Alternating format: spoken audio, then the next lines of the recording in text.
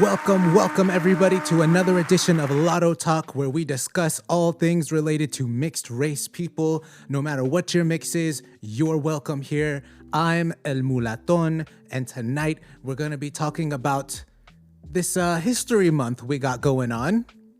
BLK History Month. They need to change it to BLK Thievery Month. So it's a little more apt for what actually happens during this month.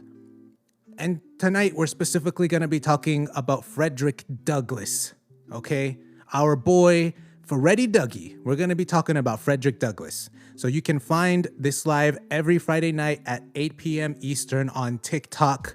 So go ahead, give me a like, follow, or subscribe. I'm on YouTube at Mongrel Uprising. And I'm also on Instagram at Papa Mulaton. So go give me a follow, head over there. And hell yeah, let's get things started. What's up, Wes? What's up, Mulatto Priest? Good to see y'all in here. Yeah, today's gonna be a good one. So for those of you who see my videos on TikTok, my last video was about Frederick Douglass, but I only gave like little snippets.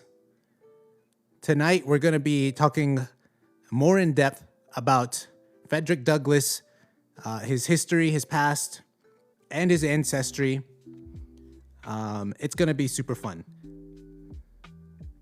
Let me send some invites out. Let's see. Who can we invite to the party? Also, if you know some people who would like this, go ahead and invite them. Let's see.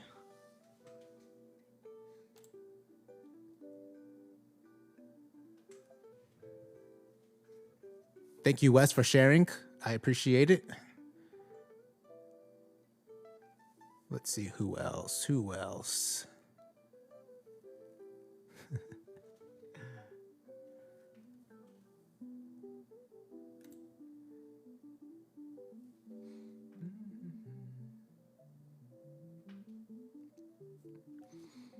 Mulatto Priest says, Bantus, unfortunately, are too anti-intellectual. This is why we're forced to embrace more of our Euro roots.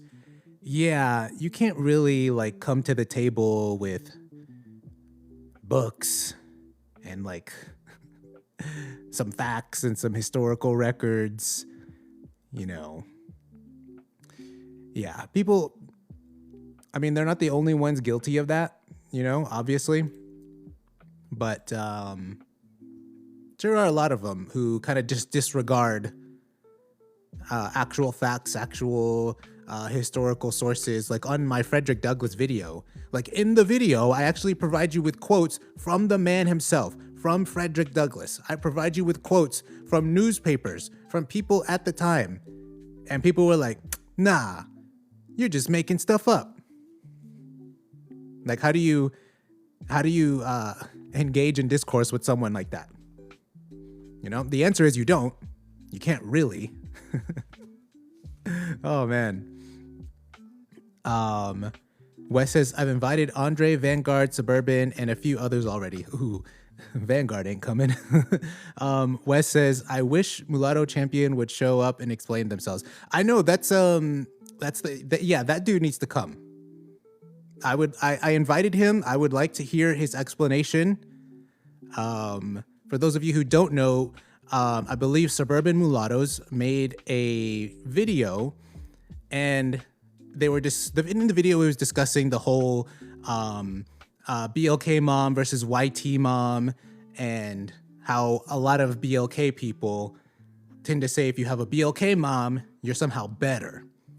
And this Mulatto Champion guy, and I think I know who he is, because I think he has multiple accounts, and I think I've interacted with him before.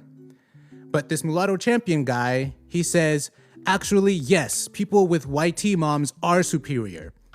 And I can't remember the full comment. I might make a video on it. But he basically explains how they're the majority in America. BLK moms are this and that, negative things. And I was like, interesting. So basically, I told him, so you're a supremacist. That's what you are. You're a supremacist. And you're basically Oh crap, I think my connection went out.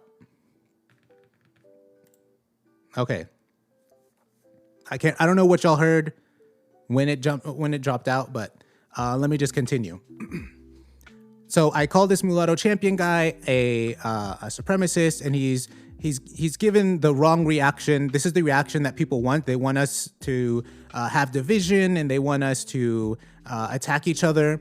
And then instead of responding to me like a man, and I'm pretty sure he's a man, instead of responding to me like a man, he makes some post on his story, and he clips my comments and basically confirms that, yes, in simple terms, he is a supremacist, and how he's like tired of getting critiqued for being extremist. That wasn't my word, but apparently he's ruffled some feathers elsewhere. And then it was at that point I was like, hey, I went back to the same comment and I was like, I saw your story. Why don't you come on my live every Friday night, 8 p.m. on TikTok, and you can state your full position. We'll hear you out, and then we'll discuss it. I didn't hear back from him. And this is something that really annoys the hell out of me.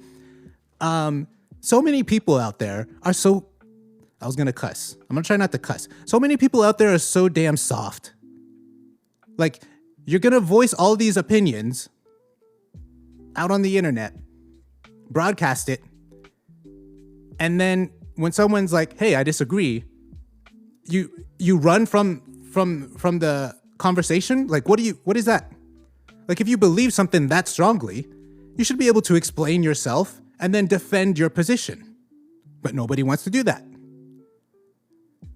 Everybody wants to just spill their freaking opinions all over the internet, but then not expect any pushback, not expect anybody to disagree. And if you do disagree, then you're a bad person and they're going to block you or some BS, you know? And unfortunately, I see that within our Latto space. I see that a lot. Instead of talking about disagreements, a lot of people tend to just run from any kind of conflict, you know? Let's see. Let me get to your comments. Mulatto Priest says, yeah, America in general is just an intellectual place, hoping to travel outside of it soon.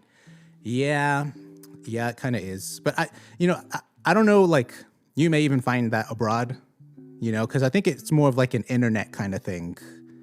But I don't know. Mulatto Priest, thank you for sharing. Wes, thank you for sharing.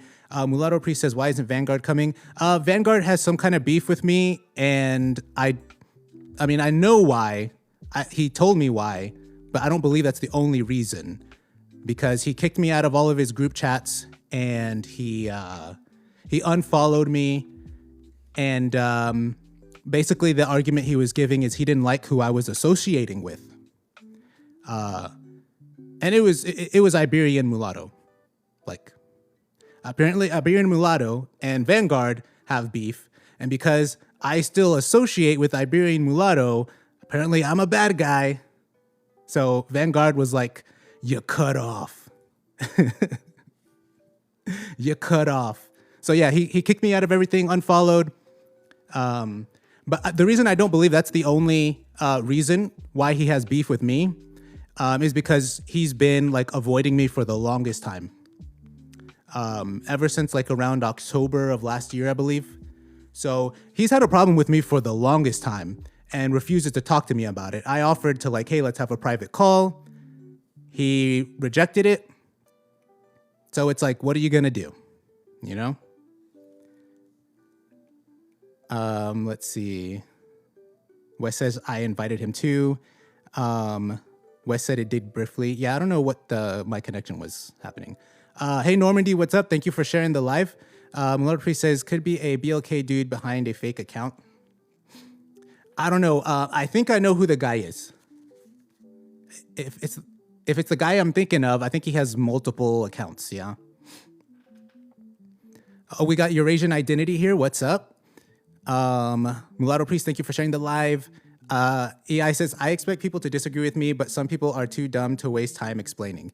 Yeah, like, I'm not even talking about that. Like, there's, with the people who are, not quite there intellectually, you kind of like help them out a little bit, you engage a little bit, and then at some point you just have to be like, nah. But whenever you're dealing, what I've seen is whenever it's someone formidable, like someone who actually understands things and is capable to express their beliefs, a lot of people just run from that. They don't like having to defend their worldview. They don't like having their worldview challenged. And basically, they don't like thinking critically. They like thinking critically about what other people believe. Like I'll think critically about what, the Anglos and the Bantus believe, but when it comes to your own thing, you don't want to think critically about it. You don't want to like analyze your beliefs and try to tear them apart and be sure that they're like based in some kind of logic. A lot of people don't like that.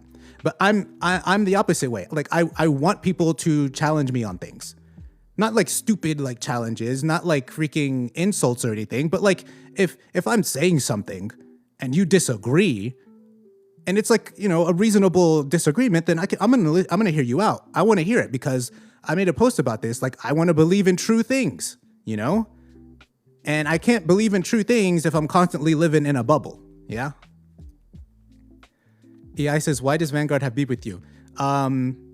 Okay. So what did Iberian do? Normandy's here. Okay, so Normandy and Iberian are here. Let me read the comments and see what's going on. Okay, so Normandy says Vanguard blocks anyone that disagrees with him. He blocked me long ago too. Iberian says the funny thing is he can't even tell anybody the beef between. I think you mean me and him. Let's see. Mulatto Priest says, "Oh damn!" And notice all the people he has a beef with. Notice the ethnic background of the people. Normandy, Dominican, Iberian's got Mexican heritage. I've got Mexican heritage. Yeah. Let's see. Normandy says Iberian speaks the truth. That's why Vanguard blocked him. Iberian says his grievances with me aren't even that serious, but he acts like a child. Normandy says Vanguard blocks anyone that has real pushback or questions. Eurasian Identity says neo-racial activism communities are so small, infighting sucks, although this is far better said than done. And that's the whole thing. Like my whole channel's been about having like unity among us. And this is why for the longest time, like I told you, like way back in October, Vanguard stopped interacting with me altogether. And I was like, you know what? Okay, he's obviously like mad about something, so I gave him his space. I didn't really like do much, I didn't approach him about anything, but then, it was whenever I think, Iberian, I think it was around the time you started, or I should say y'all two started beefing. And then there was drama that broke out between me and Jay. But the thing is, like me and Jay, we had a call. We had a call and we worked things out, and now me and Jay are cool. I know some of y'all in the chat aren't cool with Jay, but me and Jay are cool. We're fine, yeah. But I wanted to do the same with Vanguard. I was like, hey, let's have a call, and he was like, no. He was like, no. So like, what do you do in that situation? He actually after not agreeing to a call for the longest time, he eventually did, and then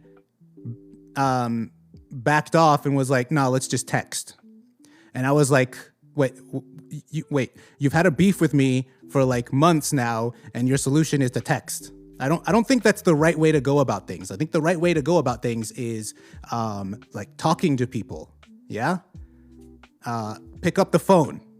That's what you do. Yeah. You pick up the phone and you talk. So it's whatever. Like, I'm still open to talking to him. I do not have a beef with Vanguard. He's got a beef with me and Hispanic people. Even though like half the mulatto population is Hispanic, but okay, I don't get it. Let's see. Mulatto Priest says, exactly, people don't like challenging their own preconceived biases. Objectivity is being lost from society. Yeah. EI says, so I have a question. What is the Latto consensus on BLK History Month? For the most part, it's that a lot of figures in our history are being like robbed from us. That's that's one of the few times of the year where BLK people love to claim mixed race people. And the acceptance is like, oh yeah, but it's not of the Lattos and the mixed people today that are alive. It's about the old famous ones, you know. But we'll talk about that. Iberian says, but Vanguard always claims he looks like he's from Latin America when he doesn't even look at all. Eurasian identity. I like AAPI Heritage Month, but it's much diff because it's for everyone with AAPI heritage, hence the name. Yeah. So that's like a whole bunch of people. I personally don't like the Heritage Month stuff. I said this on my last stream. I prefer celebrating your heritage all year round. Have like holidays or certain days of celebration throughout the year. Talk about your history throughout the year, and I think most people do that. Most people, I think they do that, but I don't know. I feel like I don't really like the heritage stuff. The month where it's like, hey, look at me kind of thing. Mulatto Priest says, America Social One Drop doesn't separate all the Latto civic leaders from the black ones. Yeah. Iberian says there isn't beef. He's just been ish talking about me. If he can't handle his grievances online, he can't handle a real world community. Yeah. Mulatto Priest says, just look up who created BLK History Month. He's definitely one of us. Yeah, I haven't looked into that, but I remember you telling me that. Just Greg says, you're cooked and I'm a cook you. You're cooked and I'm a cook you. I don't, what? Yeah, he says just meds now. Mulatto Priest says we should have an American History Month to celebrate all parts of American history. Gotcha. Okay, let's get into this. So to celebrate BLK Thievery Month, we're going to discuss an important figure. We're going to discuss the man, the myth, the mulatto, Frederick Douglass. Our boy Freddie Dougie. That's my nickname for him, Freddie Dougie. All right. So for this, we're going to be basically covering the early life of Frederick Douglass, mainly the parts that I found the most interesting, the ones that are most related to like us as Latto people. And also we're going to be discussing his ancestry. So my main source for this is going to be this book called Young Frederick Douglass, The Maryland Years by Dixon J. Preston. I use some other sources, like online sources, and I think one other book. But the bulk of what I'm going to be talking about comes from this book. It's a really good book, so if y'all want to go out there and get it, it's really good. Very eye-opening too. I believe the author was a reporter for the Washington Post, and in it, I can tell he's like specifically trying to show you, give you information that's not commonly known. And that's why I really like this book. Okay. BA Unity says, you YT watched a BLK King. Would you please stick around and you will realize he wasn't no BLK King. And yes, Wes, I think he's very lost. All right, let's get into our boy, Freddie Dougie. Okay, so let me pull up my notes. So most of you kind of know the larger details. So Frederick Douglass, he was born into slavery around 1817 or 1818. Like his actual birth date isn't really known because, I mean, he was a slave and most people didn't really care to, notate those things. But his father is unknown, but it's believed that his father was actually YT. Yeah. His mother, on the other hand, was Harriet Bailey. I don't have any pictures of her, but his mother, he didn't really see much of her because he was separated from her pretty much after being an infant, like shortly after being born, he was separated from her. But it wasn't like a big separation. Like they were both on the same plantation. And my understanding was the plantation was like super big, but he was like moved like 12 miles away or something like that. But he was able to see his mom from time to time. He wasn't able to spend much time with her, but he did see her in his youth, I think up to about the age of like 6 or 7. And he specifically described his mom as having a dark, glossy complexion with more Asian features than BLK features. And we'll get into why that was. And unfortunately, she passed away fairly early on in his life. I think it was around when he was like 6 or 7. BA Unity says, I did research on Frederick Douglass. I even made a slideshow on him. Okay. So other people have the internet and books too. Okay. Trust me, you're not going to educate me on this. Okay. Eurasian Identity says, who is your profile pic? My profile pic is Frederick Douglass, but when he was older. The picture I have on the screen obviously is him when he was younger. This was actually a rare painting I found. I've never seen this painting before, and I highly doubt anybody would ever show this painting for obvious reasons. But yeah. Yeah, it does. He does look different. So I don't. Whenever we're going to get into this, and we're going to read a lot of descriptions of Frederick Douglass' physical appearance, and I don't know if it's the people describing him or him describing himself that is off, or if it's the pictures. Like maybe the pictures are not doing him justice. The actual photographs of him, because there is for some reason a discrepancy between the way he describes himself and the way people described him, and then when you look at his pictures. So most of the pictures of him are like black and white, and maybe it's just the technology, or maybe there are people who have like doctored the photos afterward. But yeah.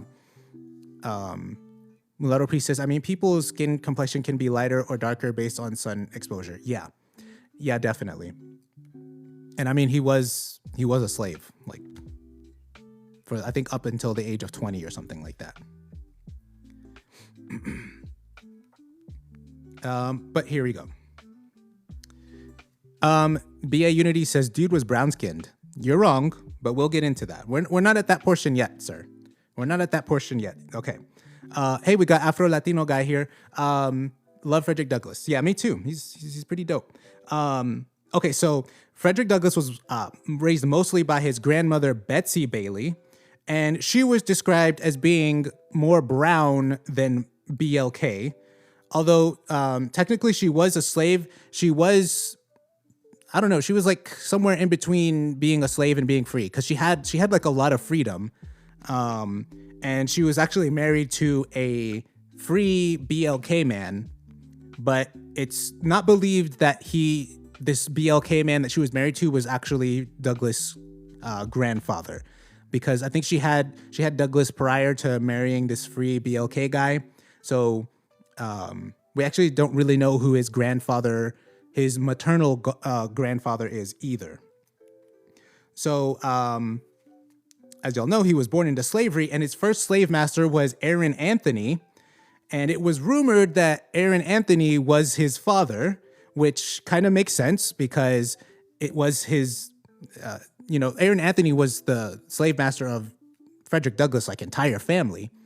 And so it's plausible that Aaron Anthony, his first slave master, was his father, but there isn't like any conclusive evidence that that would prove it.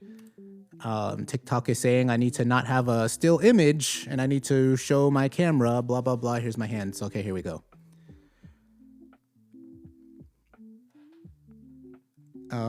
Let's see.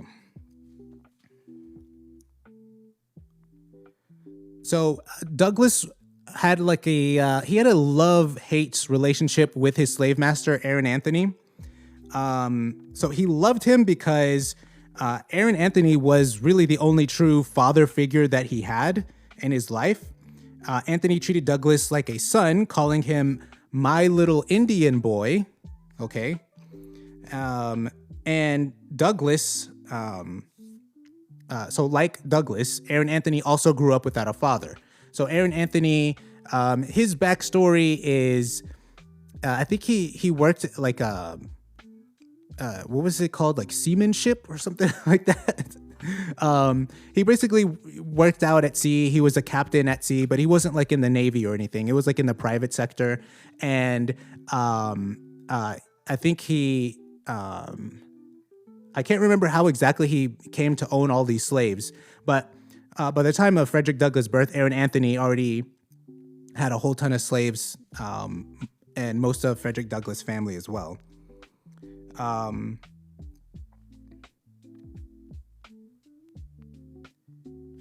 Okay, so let me read this portion of the book for you. This is pretty interesting. So it says, toward Frederick especially, he was kind and affectionate, almost fatherly, gently leading me by the hand, patting me on the head, speaking to me in soft caressing tones, and calling me his little Indian boy. On occasion, he gave Frederick a regular whipping, such as any heedless and mischievous boy might get from his father. But otherwise, he did not mistreat him. Frederick Douglass said, I have nothing cruel or shocking to relate of my own personal experience at the home of my old master. Douglass then went on to write, but Anthony was also, oh, sorry, hold on. No, that's my note. So, although Aaron Anthony treated Frederick Douglass very well, he was by no means like a good slave master. He was brutal, he was violent, and there's one like brutal story where Frederick Douglass is like hiding in a closet, and his aunt is like outside of the closet in a room, and Aaron Anthony comes by, like, rips her blouse off or something and just starts whipping her and like going crazy. He's like yelling, going to town. And Frederick Douglass is watching this whole thing. I can't remember how old he was, but he was like, a child. And he described the scene as like seeing like blood like gushing from her back, So this guy was a freaking monster. But for whatever reason, he was super nice and kind and gentle to Frederick Douglass. So that's kind of another kind of, a little point that hints at Aaron Anthony possibly being Frederick Douglass' actual father. But, who knows? The next part is going to be one that's kind of funny.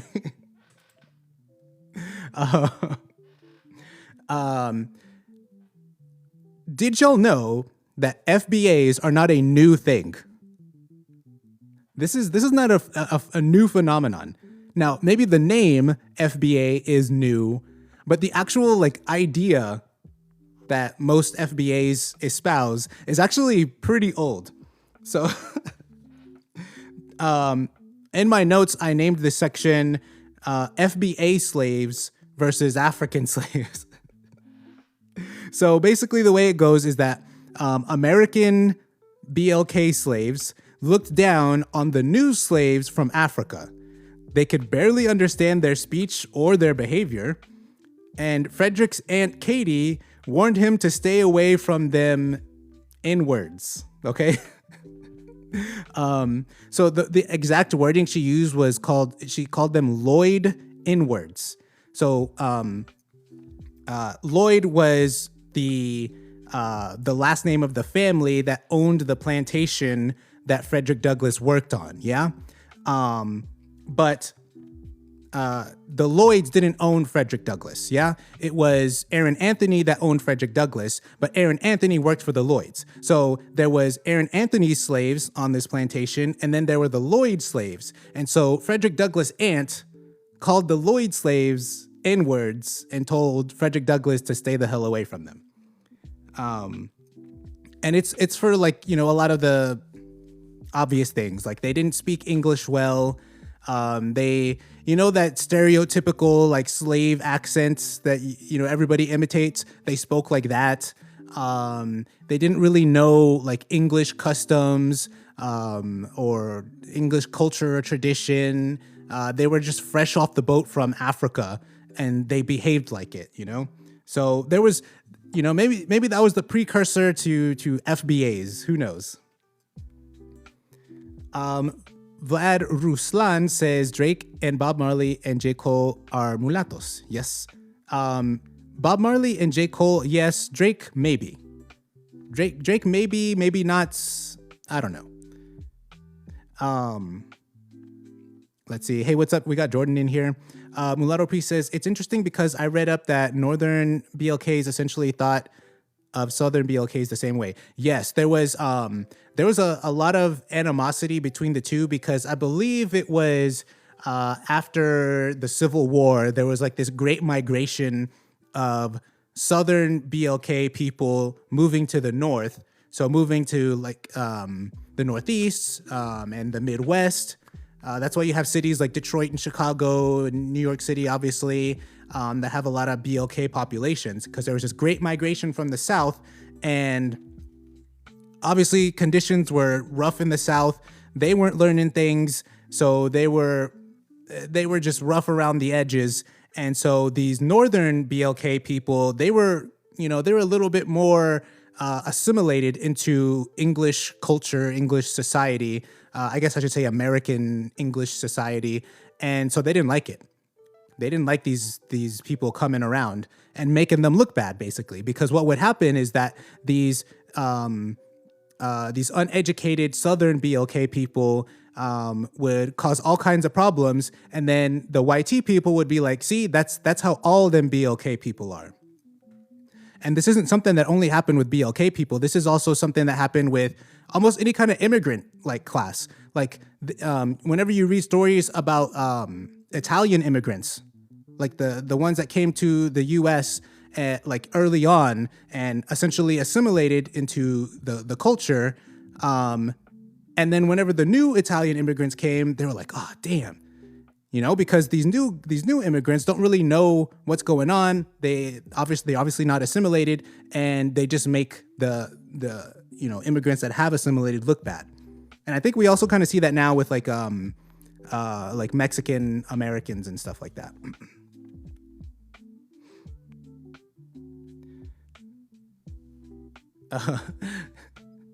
Vlad Ruslan says Drake mom is white. She's Ashkenazi, and Ashkenazi people, depending on the study that you read, Ashkenazis range from 35 to 55% European. So last time I checked, being 55% European doesn't make you YT, unless, of course, you want to say, yeah, then basically all Mulatos are now YT, all Eurasians are now YT, all Mestizos are now YT. So, yeah. That's why I say, whether or not Drake is a mulatto is dependent on what his mom's, it's actually dependent on his specific mixture, but also partially his mom's mixture, because we don't know what percentage of European ancestry did she have.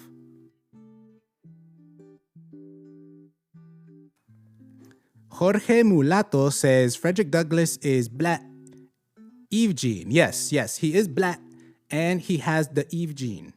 You are correct. Normandy, thank you for sharing the live. John says FBA, FWA, a lot of stuff. Crayola Nation of Immigrants. Mulatto Priest says, yep. Mindset did a video on that. Lattos formed enclaves in California in the 50s to get out of the South. Yeah, that was a smart thing to do. Vlad says Halle Berry is 59 and looks good for her age. That she does.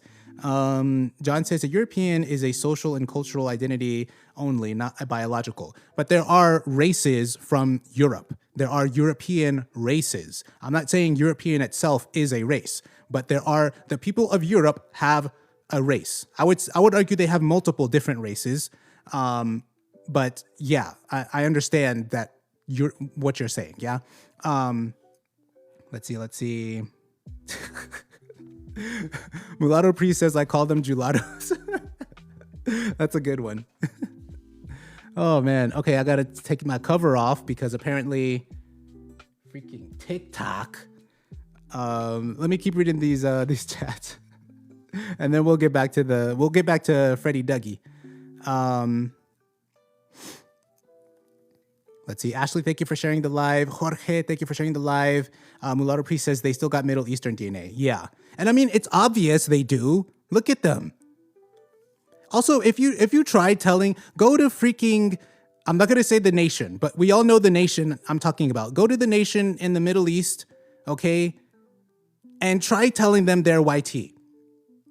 Try telling the people in the Star of David that they are YT. You will get smacked in the face, okay? They reject it. And I know that, you know, whether or not someone accepts or rejects a certain identity isn't like the be all end all, but it's a mountain of evidence, yeah? They reject it. They have a lot of them have no association with it, you know. John says Europeans didn't become YT in America until 1681, bro. Well, it depends if you're counting the British as white, as European, but you know, I don't even like the word YT, BLK, so I'm not gonna like defend it too much, you know. But I mean, let's be clear, it was the Spanish and the Portuguese that created the YT identity. So, you know, America isn't the only context for the YT identity. Hey, we got Mulatto Genesis. He says, what do Middle Eastern put on census when they come here? Well, like I said, they've got their own new category now. They've got their own category. It's called MENA, Middle Eastern and North African. And I already have a video planned to break down how they did it. I already have the script and everything. I just now need to get time to record it and make a nice video. I want it to be like a really nice video with like, instead of like image stills, like an actual video, yeah? Let's see. Okay. Wes says Ashkenazi are still 100% West Eurasian, even if they're only 55% European. Yeah, I mean, West Eurasian. I mean, well, where would the Euro come? I guess because they have the Middle Eastern ancestry, that would be the Asian, and then the European ancestry, they have the European. I don't know, Eurasian identity. How do you feel about that? How do you feel about calling Ashkenazis Eurasian? Latto Priest says they still have different DNA from Europeans. Correct.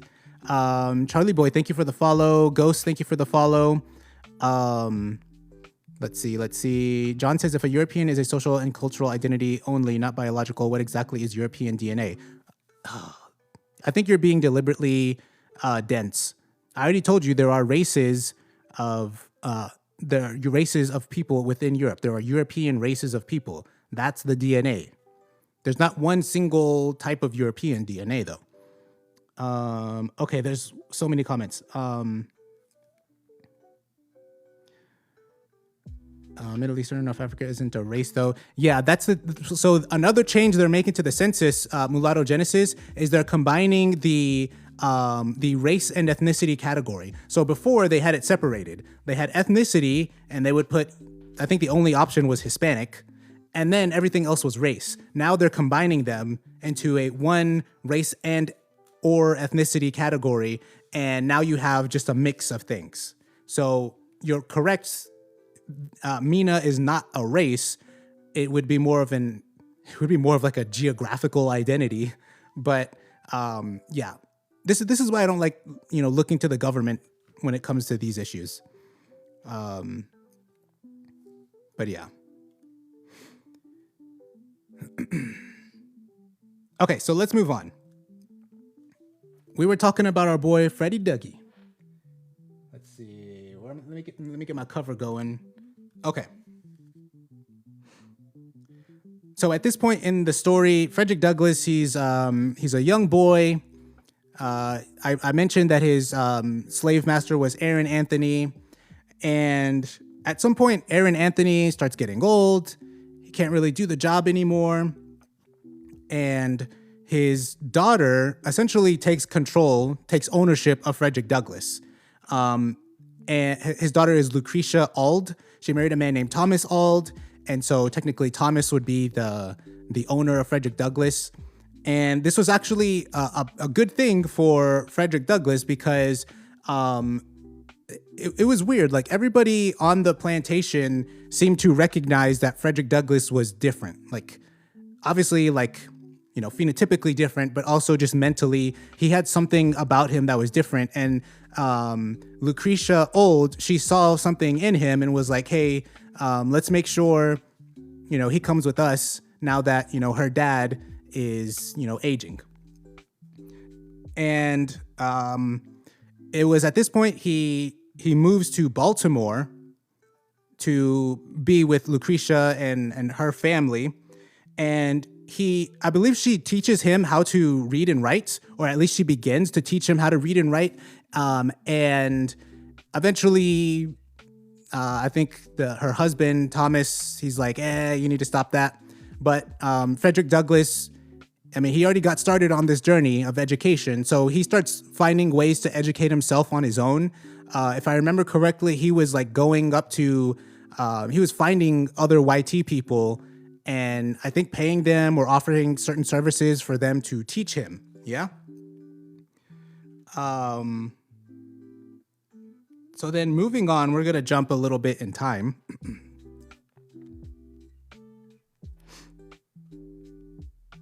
No, we're not. We're going to stay here. And we're going to discuss his ancestry. So I mentioned how Frederick Douglass described his mother as having more Asian features than African. And the reason being is because in his family, there was talk, but it was a little bit more than talk. There was talk that he had Native American ancestry, going back to his grandmother, Betsy Bailey. Yeah. And whenever you hear the descriptions about his mother and his grandmother, they always seem to describe them as being like more attractive than other slaves. And I don't know if this was some kind of like, some kind of like racist way of saying because they weren't fully BLK, they were more attractive or something, but they definitely stood out. Yeah.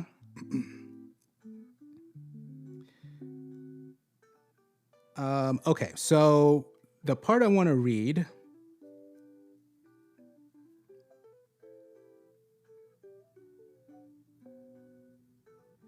Not that part.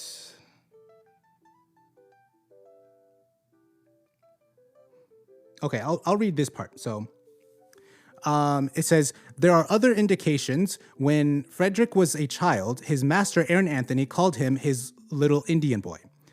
As an adult, he wrote, he was often asked whether I was not part Indian as well as African and Caucasian. Douglass did not say how he answered the question, but he did record his answer when he was accosted by a stranger on a Hudson River steamer.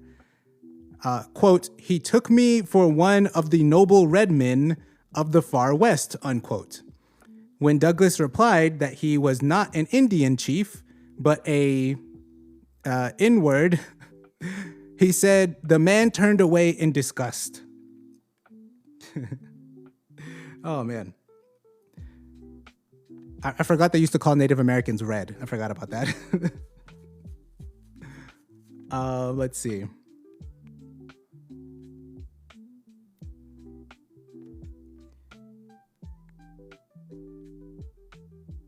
Okay, so let me read this portion. It says, young Frederick appeared to be a mulatto, the child of one black and one white I forgot to say BLK, damn it. One BLK parent and one YT parent.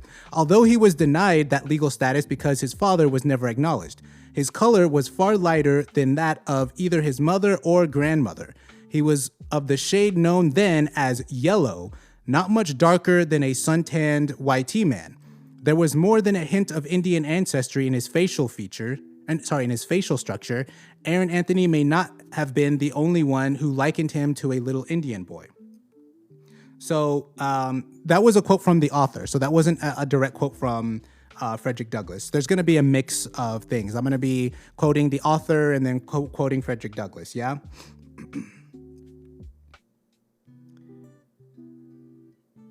Okay, so let me get to comments real quick. Let me see, where are we with comments?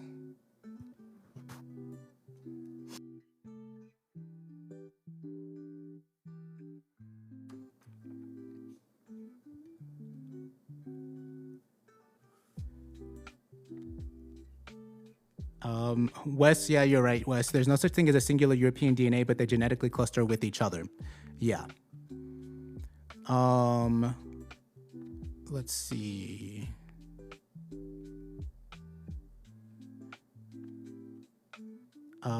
Mulatto Priest says quadroons are more proud to be mixed race than mulattoes a lot of times, unfortunately. Yeah, I don't know. I don't know too many quadroons to come to a conclusion, but you know, there's one quadroon that everybody knows around here. But I'm not gonna make an opinion about all of them based on that one guy. Clout says the term mulatto, an insult at one time, it never was.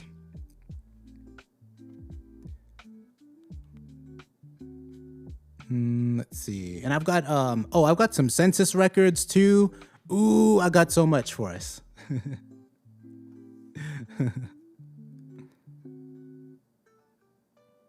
Okay, I think we're good on the comments. So let's move on.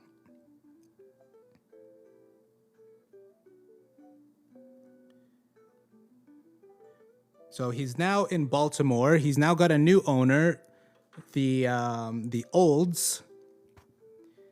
So at this time, Douglass had a little bit more freedom than he did before. So he spent a lot of time around free, educated BLK people. Okay, so he's in a big city now. He's in Baltimore, and he joined like these societies that these BLK people had, where they would like debate and practice their like speaking skills and basically just expand their knowledge about various subjects. It was at this point that our boy Freddie Dougie, he found himself a girlfriend named Anna Murray, and she was a BLK woman who was born free. Yeah. But unfortunately, around this time, Douglas' relationship with the Old family soured, and he decided to plan an escape. And this is an awesome story. So he saved money and borrowed money from his girlfriend Anna, and decided that he was going to take a train up north. It was a new train route, which didn't yet have like good security. I think around that time, most trains, you know, headed from slave states to free states, they had really good security to make sure no slaves were trying to get on board and escape. So his plan was to board this new train, and the problem was he still needed like freedom papers. Yeah? Papers, please. Okay? He needed his papers. And like I said, he had a lot of friends, BLK friends, that were free, but he couldn't use their freedom papers. So the freedom papers, obviously, they didn't have a picture, but they had a written description of the person. Yeah? I don't know how detailed it was, but apparently it was detailed enough to be able to read it, look at the person, and then make a determination. So he couldn't use the freedom papers of his free BLK friends because he didn't look like them. Okay? He looked like pretty much like the guy you see on your screen right now. And his friends were super dark BLK people. So I'll read this quote here from the book. Frederick found it impractical to borrow the freedom papers of any of his friends, even if they were willing to take the risk involved, and it was considerable, since aiding a slave to escape was punishable by a lengthy prison term. Frederick did not look enough like any of them, with his light coloration and his Indian features, to pass a close inspection. Instead, he obtained freedom papers from a retired merchant sailor named Stanley, a paper known as a seaman's protection. Okay, so it wasn't freedom papers. It was a seaman's protection, which certified that the holder was a free American sailor and entitled to all rights under the American flag. The man described on it did not look much like Frederick, but because he was much older and darker, but it was the best he could do. Yeah. So Frederick Douglass successfully boarded the train, and there was kind of a few tense situations on the train. Obviously, there was a guy, an attendant or something, that was walking down the aisle reviewing everybody's papers. And when it came to Frederick Douglass, he was kind of smart. He knew that at the time, the U.S. was having some conflict with Great Britain. Actually, I don't know if they were Great Britain at the time. They may have been the United Kingdom by then. I can't remember. But nonetheless, they were having issues with Britain, and it was because, for those of you who don't know, like around this time, Britain was trying to end slavery across the world, and one of the things they were doing was blocking slave ships crossing the Atlantic. And so what they were doing is they were checking American ships, inspecting them, and making sure they didn't have slaves on them. And the U.S. was pissed about this because obviously they still had slaves. And so there was a lot of like encounters with the British on the high seas between U.S. sailors and the British Navy. So around this time period, there was a lot of like patriotism and yeah, America, USA and stuff. And specifically, there was a lot of praise for anybody that was a sailor, anybody in the Navy. So fortunately, the paper that he did get was for a seaman, and Frederick Douglass also got some like Navy gear and stuff like that. And basically his strategy, once he was talking with the train attendant, was, okay, I'm gonna embellish this part a little bit because this is just how I understood it. Okay. Basically, once the train attendant came and he handed him his like card, Frederick Douglass went into like full MAGA patriot. He was like, yeah, America. He was like, yeah, I fought them British out on the high seas. And then the train attendant, he was like, well, all right. And what the book actually says is that probably in a less, a more toned down version, Frederick Douglass was basically, talking about, being a patriot and loving America and stuff like that. And the train attendant he didn't really pay much attention to the actual documents that Frederick Douglass had. He just gave it a glance and then gave it right back to Frederick Douglass, and he was in the clear. Now, like throughout the journey throughout his journey to New York City, he had a few close encounters. One of them, it was a guy I think he worked for, and he was in a different train car. So Frederick Douglass was able to avoid him.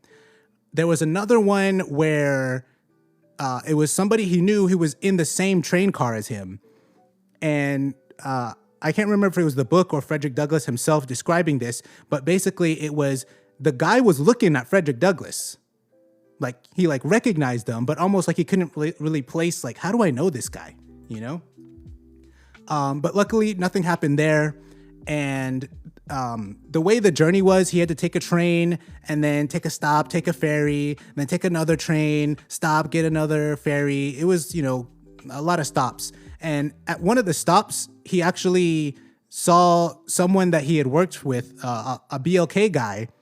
And the BLK guy was like, yo, Freddie Dougie. He was like, he was being all loud, and he was like talking to Frederick Douglass and everything. And he was like, dude, what's this getup? What's with this sailor stuff? and Frederick Douglass basically had to like kind of play it off, and was the book says he didn't actually like, tell the guy what he was doing or anything. He just was kind of like, oh, I gotta go. I'll see you later, kind of thing. So fortunately, though, he makes it to New York City, and he eventually sends for his girlfriend, Anna. So she heads up to New York City now that he's there safely, and then they get married. Yeah. And I believe they eventually settled in New Bedford, Massachusetts.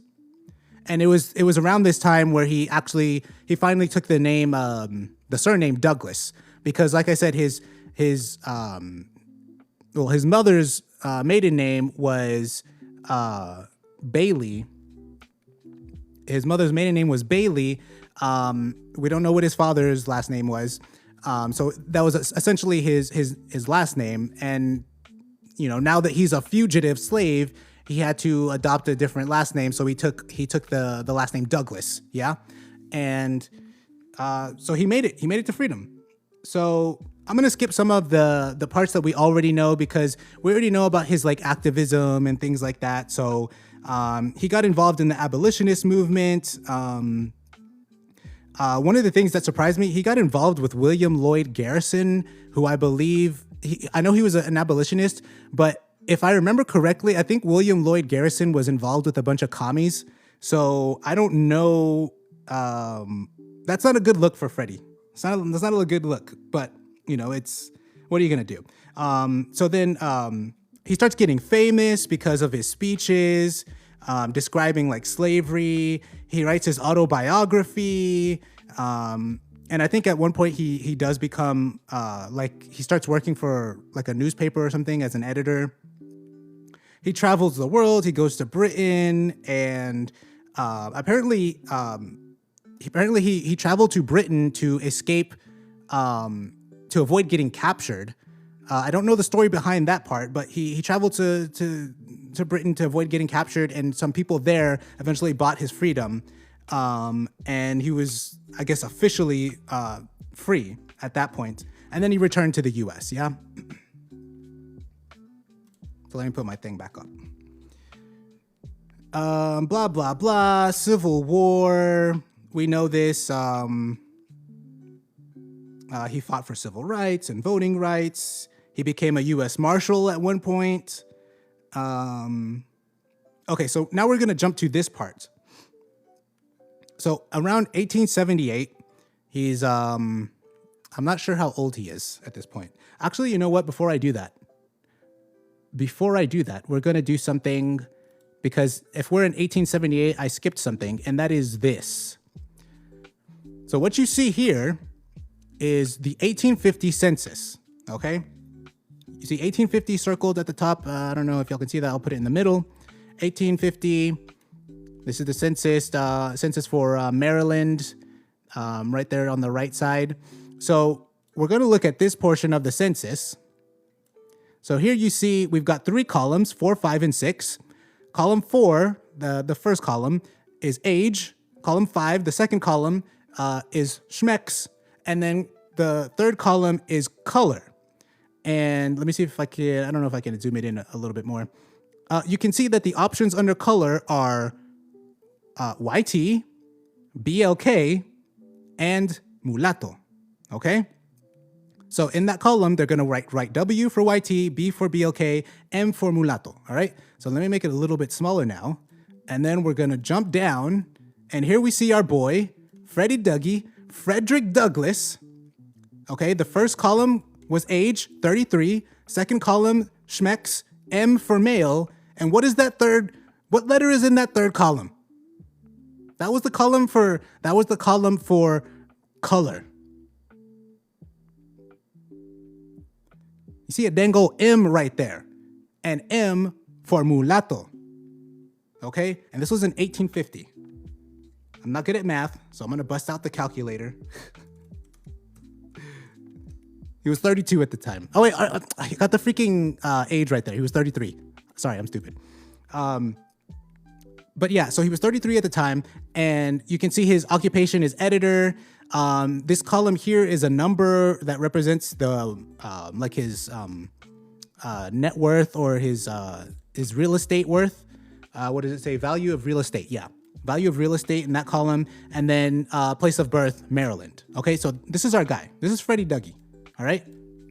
Now, in the interest of transparency, okay, this is the 1850 census. All right.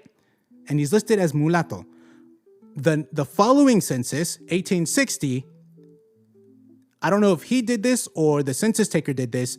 They put B for BLK. All right. I don't know why they did that, but we need to know that. But on the 1870 census, they put M for mulatto. And on the 1880 census, they put M for mulatto. So we got 3 out of 4. All right. If they come showing you the freaking 1860 census and say, see, look, B for BLK, you show them the 1850, the 1870, and the 1880 census. All right. And they're actually online. If you just type Frederick Douglass, 1850 census or 1870 census, it's pretty easy to find. Okay. So moving on,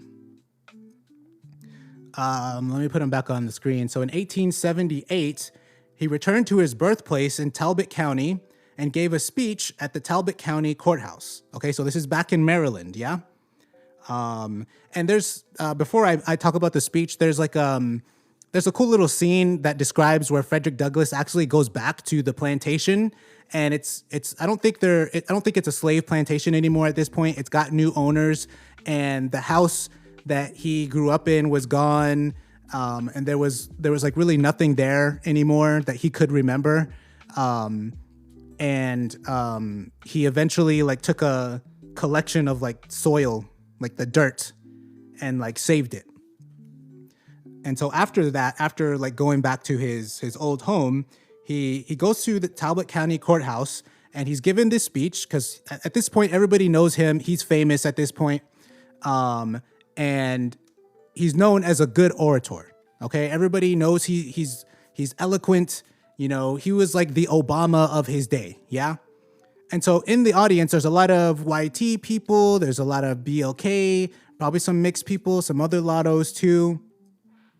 And I'm going to read a bit of his speech, this portion of the speech that I liked. Let's see. It says, this is Frederick Douglass speaking. It has often been asked of me by people of the North, what do we do with the N-word? This is the N-word ending in O, okay? BLK in Spanish, yeah? My reply always has been, give him fair play and let him alone. Give him fair play. Let him have every chance that every other man has, no less and no more. Let him alone. Don't hinder him in his effort to rise. Don't help him any more than you help anyone else. If he is able to stand alone, well. If he is not able to stand alone, well again. Let him perish from the face of the earth. The world will get along as well without him as with him, or better. Give him fair play and let him alone. So he got in some heat for this comment, mainly from BLK people. And I think you can understand why, because doesn't this sound like very different from what a lot of civil rights activists have said over the past few years? They're not advocating for this, you know? Now, I actually really love this idea that he's talking about. And I think a lot of us as Lattos, I think this is the mentality we need to adopt, is to basically look to each other for our own, so for the solutions to our problems, try to be the solution instead of looking to someone else or to the government for freaking handouts. And, you know, a part of me wishes that this was like the totality of what Frederick Douglass believed, but he was, at his heart, he was an egalitarian. Yeah, he believed in equality for everybody, give everybody everything. He may not been as as extreme of an egalitarian as we have today, but he definitely was. But this part I really liked. I think this is the correct mentality to have, is that you need to be left alone and you need to be able to do things on your own. You, your family, your community, and not looking outward for solutions, not blaming people for your problems or anything like that. Arrows says, this is not Frederick Douglass, lol. Yes, it is. This is a painting of Frederick Douglass. You may not like it, but it is. Mulatto Priest says, yep, he's basically telling them to give them the opportunity with no guaranteed outcomes, though. Yeah, exactly. You know, don't hold us back. Just let us be. You know, if we fail, we fail. If we win, we win. You know, I think that's the right mentality to have. So after his speech, oh, come on. Okay, so because I'm showing a still picture, TikTok is gonna limit my reach for 10 minutes. Okay, whatever. After his speech, the Maryland Gazette wrote glowingly of Frederick, complimenting his voice, his mannerisms, and his eloquence. They also offered a description of his physical appearance. So this is the description of his physical appearance from the Maryland Gazette. Yeah? Quote, in appearance, he is a large man of full habit, but not obese. His color is that of a bright mulatto. His features are not at all those of the N-word, except that there is a slight depression of the nose and the spreading of the nostrils. His lips are thin and retracted rather than protuberant. His forehead is not high nor broad, but he seems to possess a large brain. So that was their description of him, yeah? And again, compare it to all the other descriptions that I'd given y'all before. What were the other descriptions? They called him yellow, yeah? He wasn't dark enough to pass as BLK, yeah? His slave master called him my little Indian boy, yeah? People would approach him and ask him, are you like Indian or like mulatto? What are you, yeah? And again, these are descriptions from Frederick Douglass himself, from the people of the era that saw him, that knew him and met him, yeah? So I'm gonna wrap it up here. Basically, he goes on, continue supporting abolition.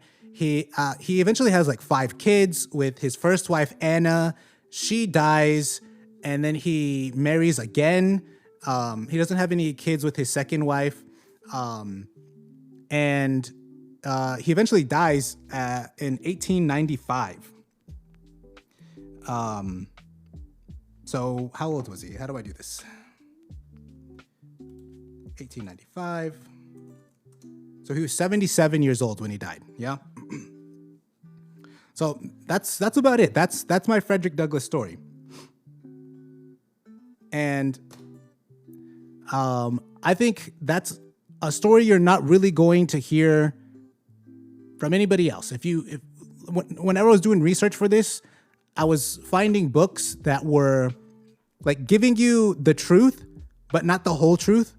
They were obviously omitting certain things. They weren't talking about his physical appearance the way others described him, the way he described himself, the way he described his mother.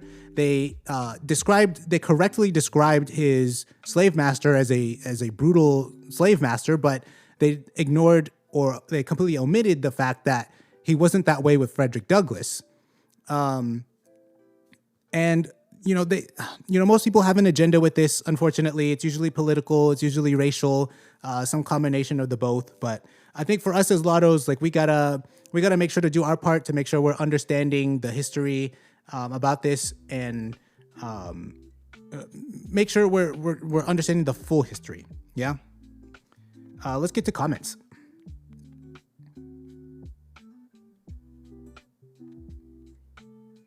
Mulatto Priest says, responding to Arrow's negative claims require no evidence. You must be another lost one. Arrow says it's misinformation. I mean, tell me the misinformation. I'll give you page numbers. I showed you the book. The book is right there. That's the main book I used for this.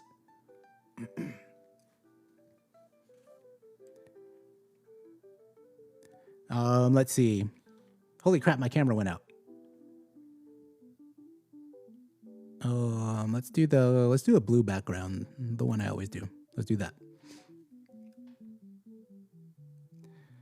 Mulatto Priest says the average skin tone of a mulatto is too light to be BLK and too dark to be YT, essentially. Yeah, definitely.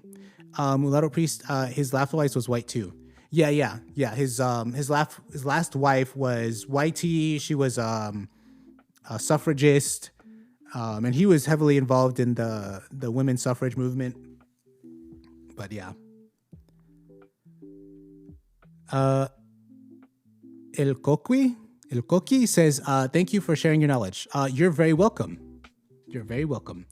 Okay, so we're only an hour and 10 minutes in. I thought it was going to take a lot longer than that.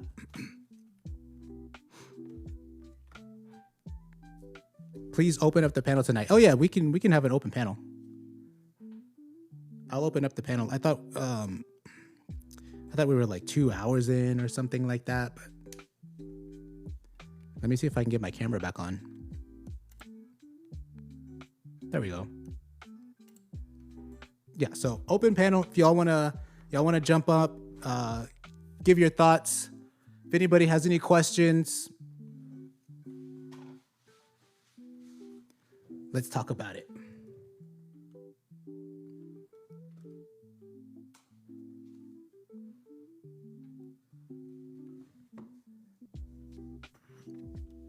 I also don't freaking get why TikTok says I have to have my camera on. Like, I can't just show a freaking image. It's freaking lame.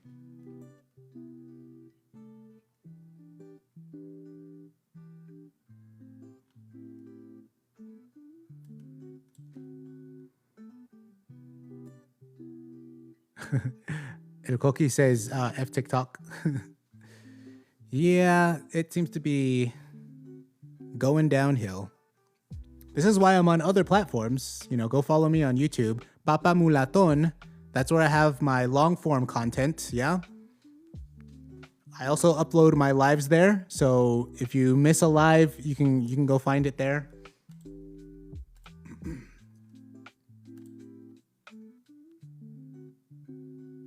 I see we got Mulatto Priest coming up.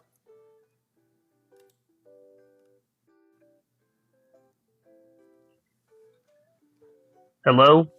How's it going? Oh, good. Yeah, that was just very interesting what you were saying about Frederick Douglass and whatnot. Some of these things I didn't really know about him really. Like I knew who he was, but I never knew like the whole story like with him because I never knew that he was like part Native American or that he went over to England to get his freedom. Really, I didn't know that part. Oh yeah, there's a lot of stuff in there I didn't know, and I think there's a lot more too.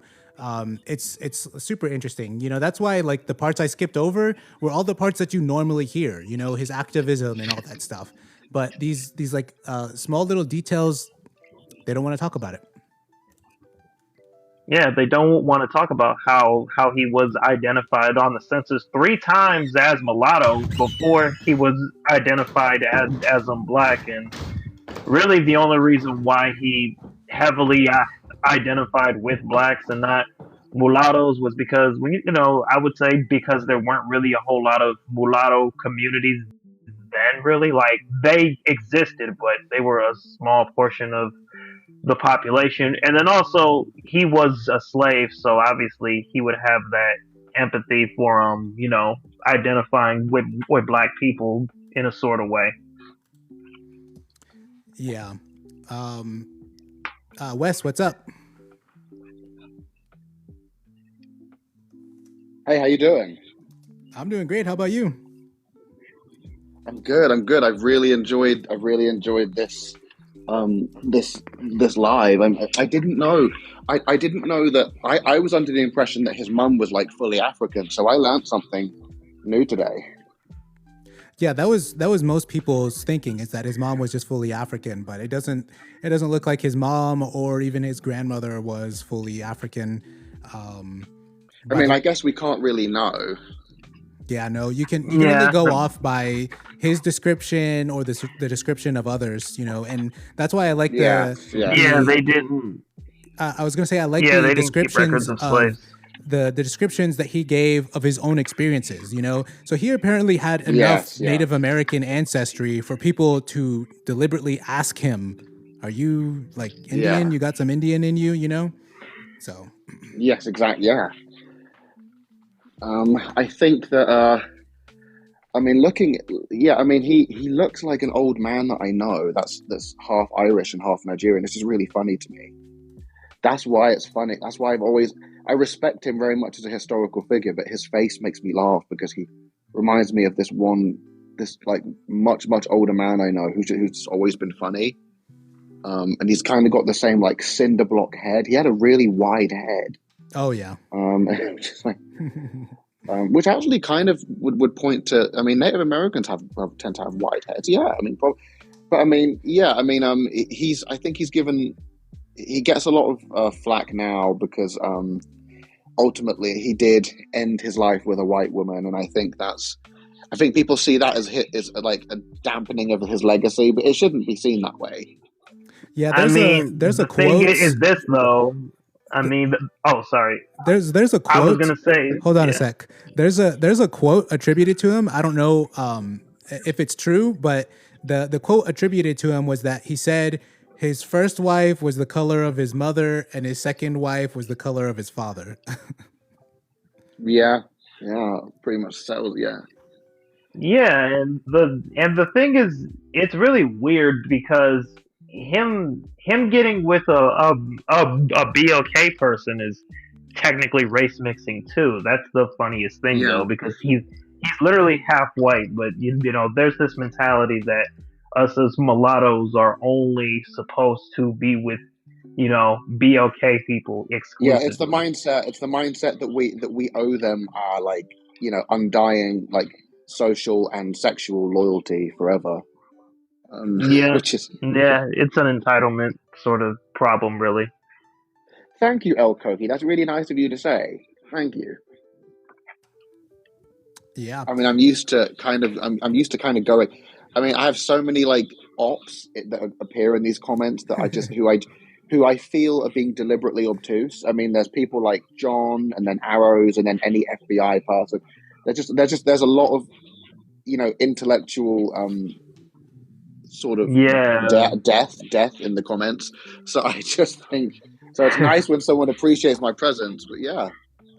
You know, there's a lot of people who just troll because they can't say anything that's remotely intellectual to refute it, so they're just gonna leave troll comments for the most part. And they ask questions that they feel are gonna intellectually trip Mulato up, and then he doesn't trip up, and they keep asking more questions, and they just get agitated, and then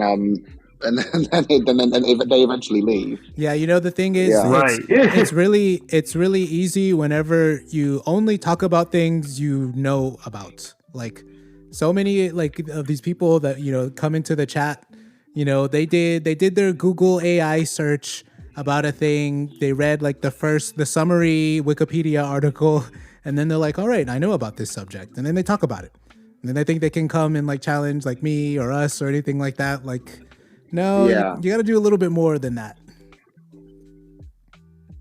Right. Frederick Douglass really did have a big ass head.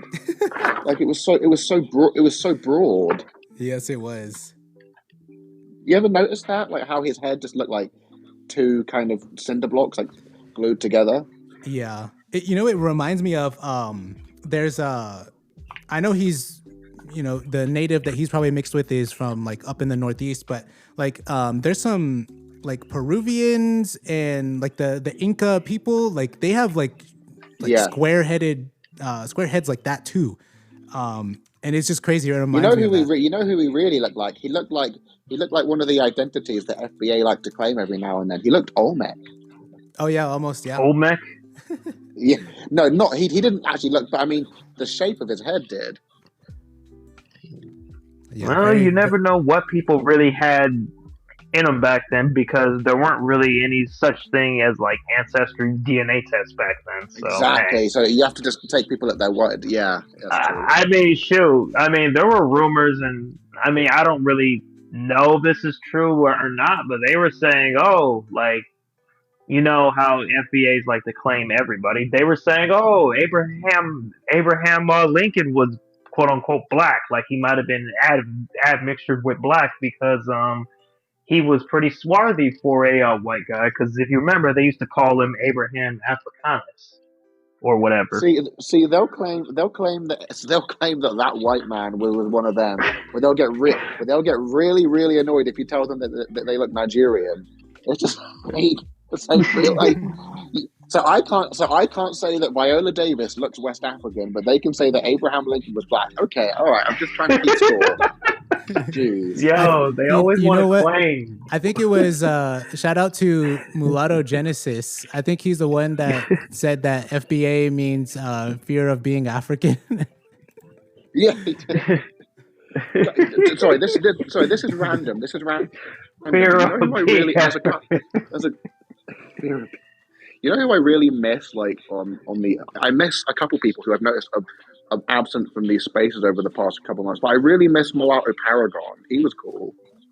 Yeah, I heard he just decided he was just gonna delete his accounts, and I don't know why, because he was making content and it was pretty good content. You know, we need more like Latto content creators, but he just disappeared. So I don't know.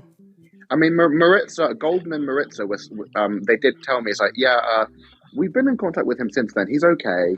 They didn't really say much more, but he is okay. And I think it's kind of been implied that he's going to come back at some point before the summer. I think I heard. I don't think it was either of them. I think it was someone else actually said that to me. But they both said, yeah, he's fine. He just it got a bit too much for him, and he was getting a bit too much harassment, so he just sort of had to tune everything out and walk away for a bit. But I mean, if Maritza or Golden is here, you guys can verify that. I hope to see him again. Yeah. Okay, we've got like a chocolate Chucky doll on the panel. His name is Jorge. Jorge, that's his name. That's my backup. It's Iberian. Oh, Iberian. Yeah, my bad. Hey, don't disrespect my doll, bro. he pulls all the ladies. Oh, I believe it. Yeah. Oh man. So what's on your mind, Iberian? That was it for the Frederick Douglass part. That him having native ancestry, that really did throw me for a loop, though. I was like, wait, what? Yeah. Because they never emphasized that part.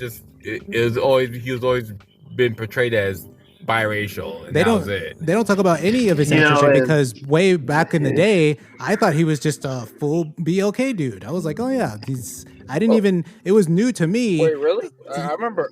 Yeah, at least when I was growing up, they never really talked about his ancestry at all. So it was just assumed that he was fully BLK, you know? Yeah, and if you notice, they always try to like blacken up the mulatto figures because I did a video a while ago. It's an AI video talking about the guy who founded Chicago. He was a mulatto man, and apparently, and his name was John Point Deuceable, I believe, and apparently the images they show of him in Chicago literally blacken up his skin, even though he literally had a father that was a white French sailor. Listen, like blackening up like mulatto historical male figures in America is the most American thing that there is. Let me give you a rundown. Okay, Django Unchained, based on Dangerfield Newby. He was a mulatto. 12 years a slave. 12 years a slave, and you can look this up yourself. 12 years a slave. Solomon Northup. He was a verified mulatto too. That recent black Netflix cowboy movie. You notice how all the leads, like the one of Idris Elba and Jonathan Majors and everything. Yeah. That one, that they are verified to have been mulatto cowboys, but all the people starring in it were dark skinned black guys. Like this is a thing that Yeah, happens. man, and they're really trying to erase our image basically to absorb us into the black category because they Even basically want us Nat Turner underneath as black. well. I Wait, mean, the Nat thing is, Turner? Wait, he was mulatto? No way. I've never heard that. I remember Google it. I always heard stories of that His though. That was like contemporaries describe him as mulatto, so you can Oh Google that if you want. wow! See, I a rule. didn't see. A I rule thought of he was just a regular BLK guy. I did not know that. a rule Honestly, of thumb. research it. You'll see. I always call it a rule of thumb. If you hear a black man accomplishing something in history, just like go up the lineage and see if he really was black. Oh man, Yeah. don't say that, man. Don't Like say I that. don't have faith in Negroes accomplishing anything Okay, on their so own. So let I me always let me jump in. So the guy you see on your That's screen, a little harsh, man. the guy you see on your screen is San Martin de Porres. Okay, he's a saint in the Catholic Church, and I mean he looks pretty African. Yeah, you would think he was probably like from Zimbabwe or something, but no, he's no. actually from Peru, and his dad was from Spain. Like from I think it was from the town of Burgos, España. Yeah, and his mom was a BLK Oh. Peruvian woman, and this is how they portray him. So he's a mulatto, but they're going to portray him this way. Wait. He doesn't even look like how he's portrayed. That would never look like anybody from West Sub-Saharan Africa. Like his features are very European. Okay, maybe East African. Do you know the weirdest thing? He looks very Iberian. You know the weirdest thing? They've made his features really, really European, but his skin really, really African. So it's just like his skin is like African, but his features are really that actually European. makes sense. Really though. European. That actually makes sense to why his skin's like that, because people of Southern European descent tend to be a lot darker on average than somebody of Northern European descent, just for the skin tone aspect. That's very true. Yes, that's very true. I do have because some, they're not pink pale people in Southern Europe like that. I do have some paintings. Let me see if I can pull them up.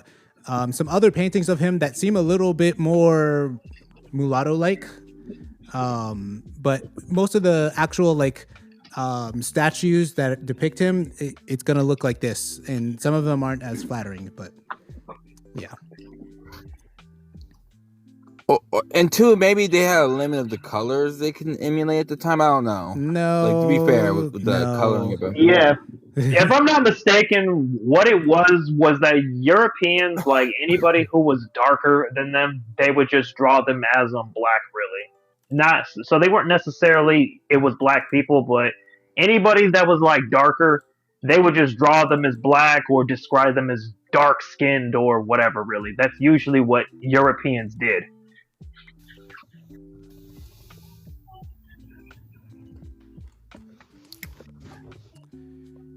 Yeah.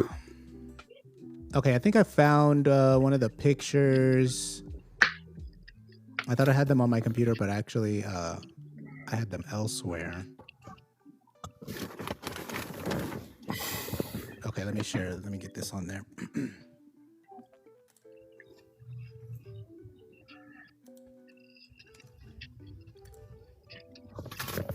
Okay, here's one. Well, at least they're being honest here. Yeah. There was a better one I found, but I can't find it. He looks like a white man dipped in caramel.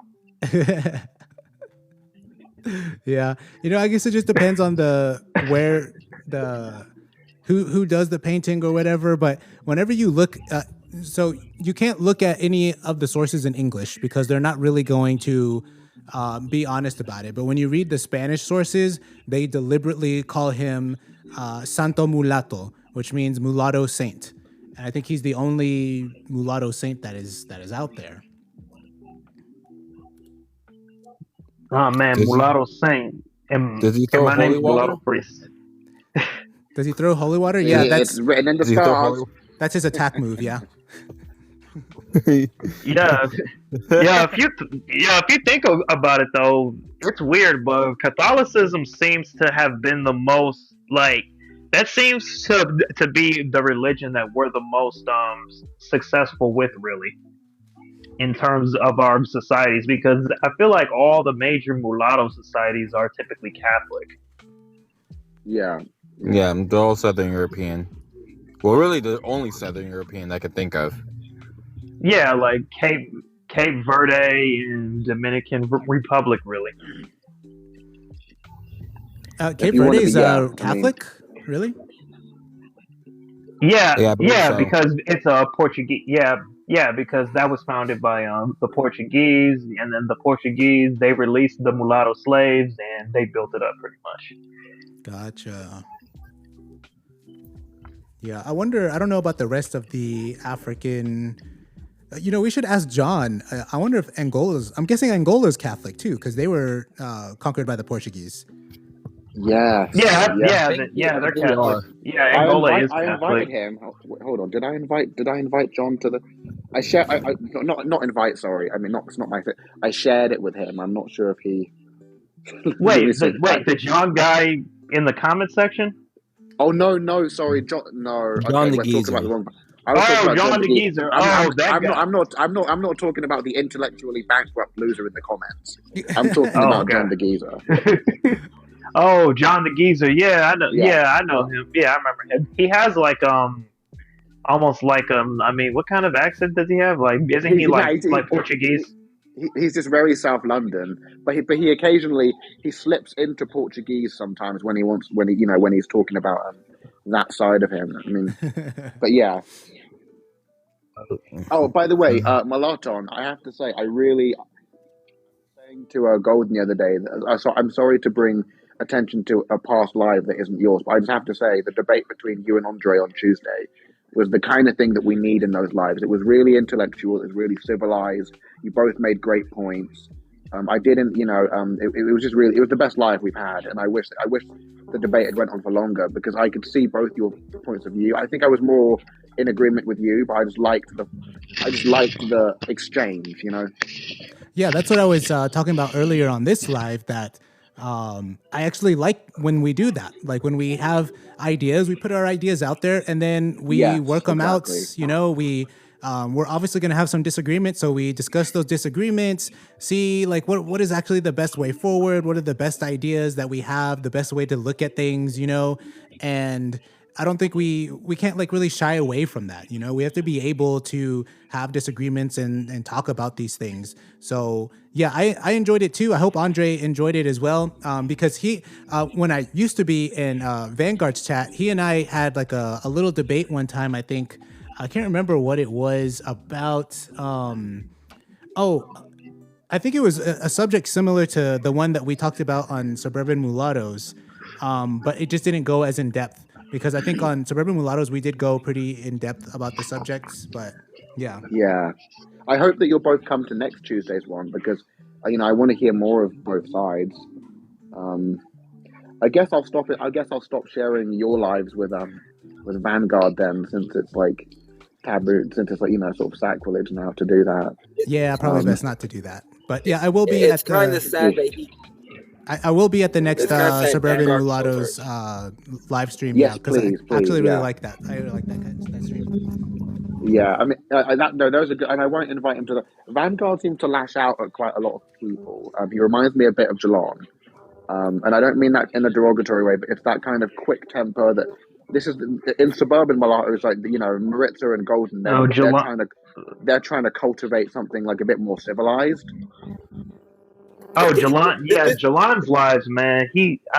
No offense to him, but Jalon lets too much happen on it. Oh, fuck, I don't want to talk about nobody, but I feel like he lets too much go on his lives, really, because I don't know, man. There's just too much screaming, yelling in the chat. Yeah, that goes on too much. See, if Vanguard wants a community and he can't handle his grievances with people online, how is he going to deal with people he physically has to live next to?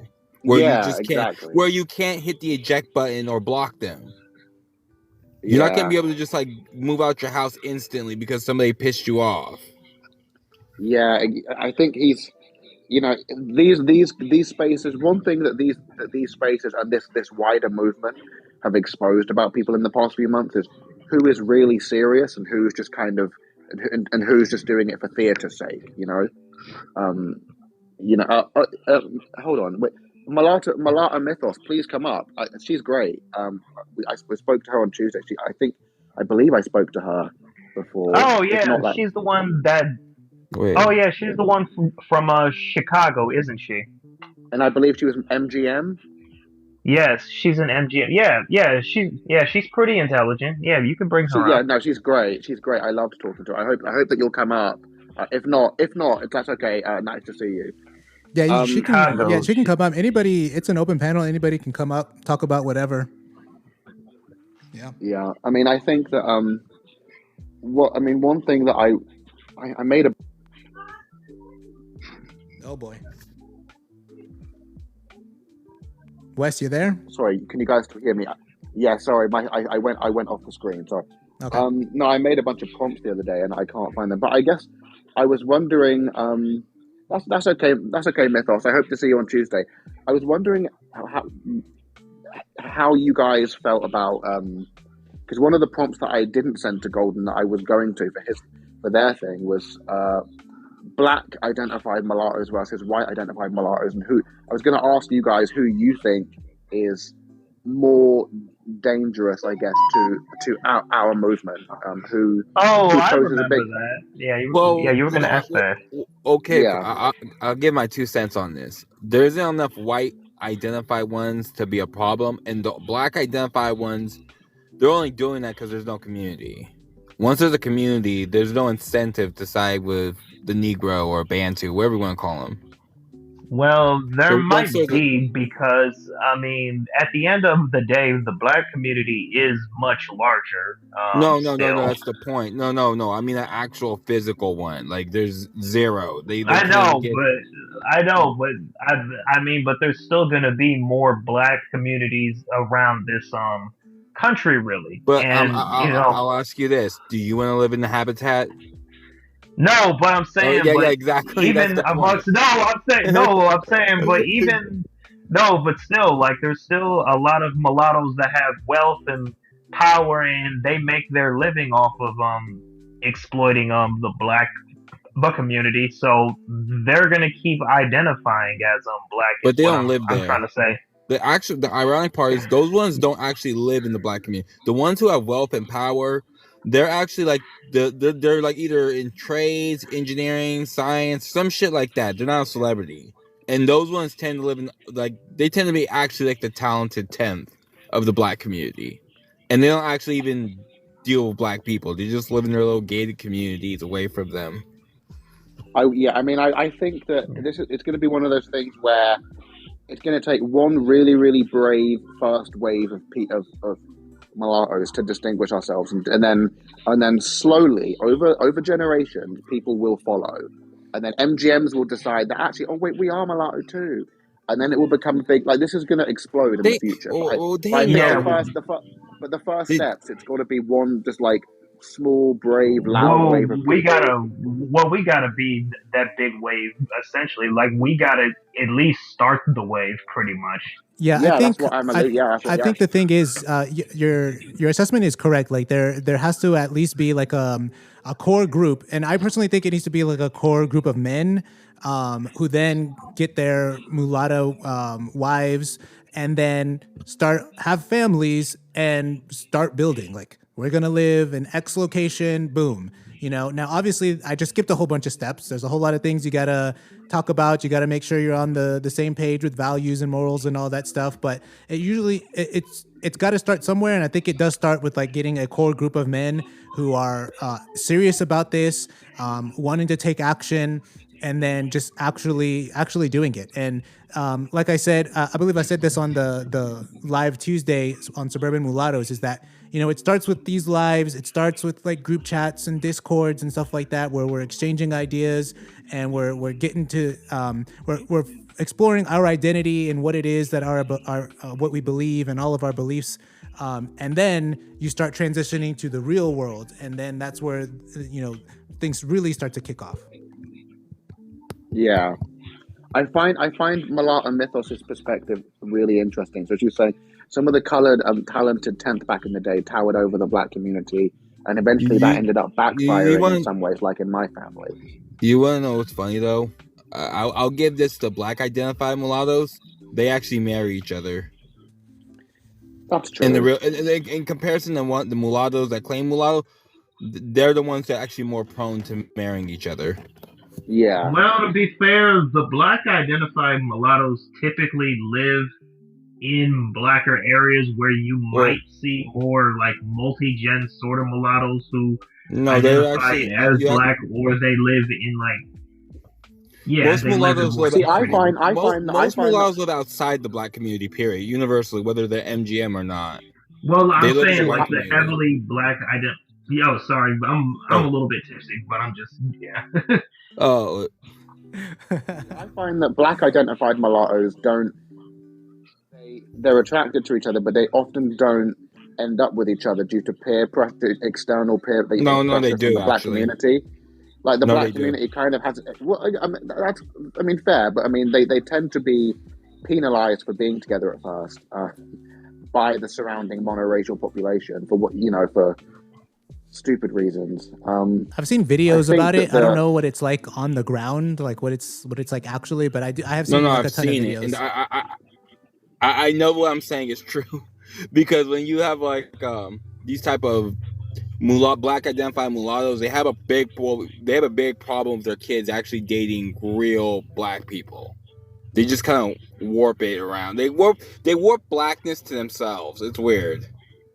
That's kind of similar to like what they say the paper bag test was essentially, like where they were talking about the whole blue vein society and the paper bag test of where only the lightest could do this, that, and the third, that they essentially blame us for, even though from what I've heard, most of the people doing the paper bag test were really griff, because there's a lot of mulattoes that wouldn't pass it, but yeah.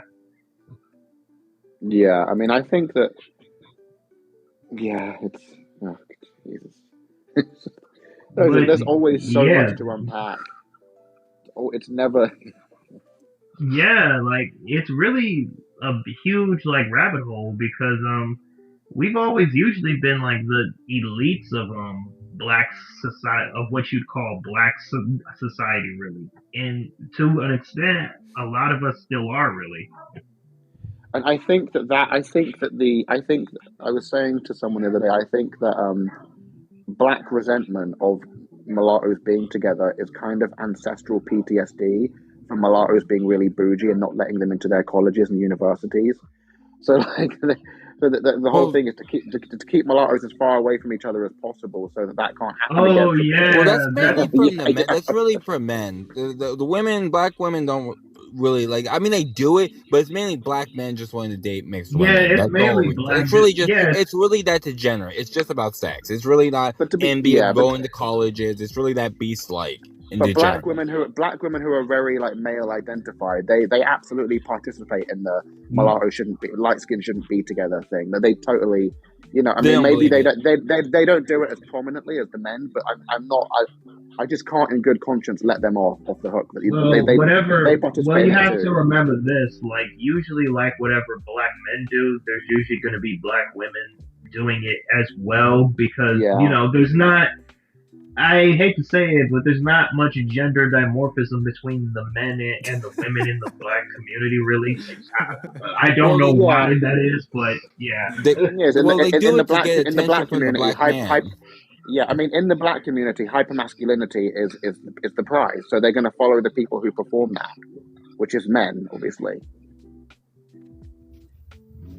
My mulatto American side is heavily mixed. My grandmother is 48, 52 Afro, yeah, see, I love hearing the perspective of MGMs who aren't like hostile, because most MGMs I've encountered have been like, I might be MGM, but I'm still African American. You use a neat, like, where I like perspectives like this. It's valuable. I wish that there were more of them.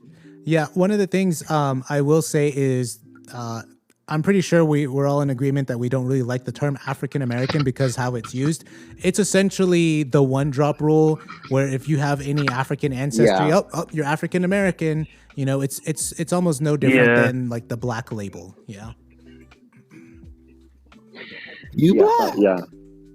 Yeah, I've heard that talking point before, really, like where somebody was trying to tell me, oh, well, African American also includes mixed people too. That doesn't just include full black people. And I'm like, yeah, no thanks, because you're only covering my African side. You're not saying I'm an Afro-European American or whatever. No, you're just saying that I'm African. So you're still one-dropping me.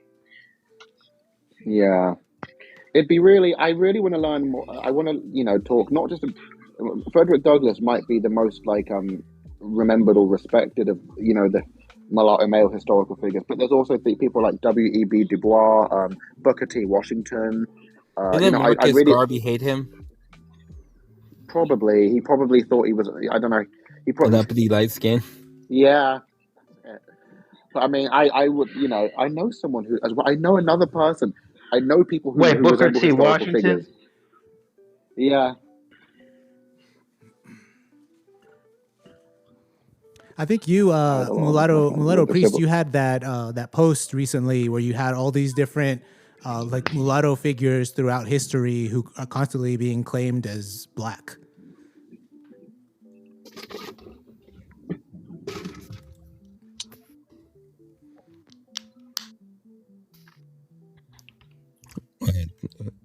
There you go. Or Priest, are you here? Hello, you here? I'm here. I'm just while we're waiting for him, I am just going to read. So yeah, it backfired on a lot of us. My family in the '60s with the civil rights movement, there was a social shift around then. Yeah, so mythos. Were your family kind of chastised for being? Were you perceived as being uppity, or did black people think that you thought you were better than them, somehow? Because I've noticed that a lot of MGMs perform pro-blackness because they're petrified of being seen as, oh, those mulattoes just kept marrying mulattoes because they just didn't want to touch black people. I am curious as to how your family were treated by the surrounding monoracial black communities. Yeah, MGM went from being proud of being mixed to hating it because black people made them feel bad. But if they really hated it, they would be dating out. Most of them don't do that. That's the hilarious part. They just keep warping what black is. I feel like they hate the perception of them, but they like each other. A lot of them don't even know that they're mulatto. Really, they just think of themselves as really light-skinned black people. Essentially, they literally they think that their ancestors came from. They think that their ancestors came from West Africa, looking like Vanessa Williams. They know they're mixed. Come on, you're gonna tell me somehow they became a doctor, then somehow think no, they don't. No, that's real. No, you have to understand. No, you have to understand that is real because you have to understand. There's still tons of people that believe there are legit just yellow skin, light skin, fully black people walking around. You'd be surprised, man. They know that they have European ancestry, but they don't think that it's anywhere. They don't think it's anywhere close to half. So they think that they get their blue eyes or green eyes or whatever from some seventh great granddad from Ireland. They don't think that they're as white as they are genetically. Right. They just think that they're admixtured like the average black American. For me, I'm basically an MGM myself, but I still knew that I was mixed even when I identified as black because, I was lucky enough to basically have white family members. So I knew that I was mixed. Now, I didn't really know, I didn't know if I could call myself a mulatto or not, but I knew that I was mixed. But for these other MGMs that don't see a single white person at their family reunion, they don't, they're just convinced for the most part that they're black. Okay. Okay, for me, the reason it's so easy for me is, notice that they're not black or whatever, is because when you're reference pointing somebody who looks like Idi Amin, and anything that wanders out of looking like Idi Amin, you're like, wait a minute, something happened. The hell were you mixed with? Because when you reference point somebody who looks like a full-blown African that you could put back in Africa and they'll blend in, everything else, like, you just start looking at like, wait, what the fuck? What happened to you? What are you mixed with? Like, you got, I don't know if you guys know the artist Lloyd. Yeah, I know him. The R&B singer Lloyd? guy. Isn't he half Native American? He's Creole. Oh, okay, yeah, sorry. Yeah, so like when you see him standing next to Lil I've Wayne, heard of him maybe. like they're both I've dark probably skin, seen him darker somewhere. skin. Yeah, you like they don't even look alike. The only thing that Lloyd could say is he's darker skin. He can't really say that he looks like Lil Wayne or any black man really. It's too obvious. You have to be like a moron to believe that's what a black man normally looks like. Especially the fact that he could grow his hair super long.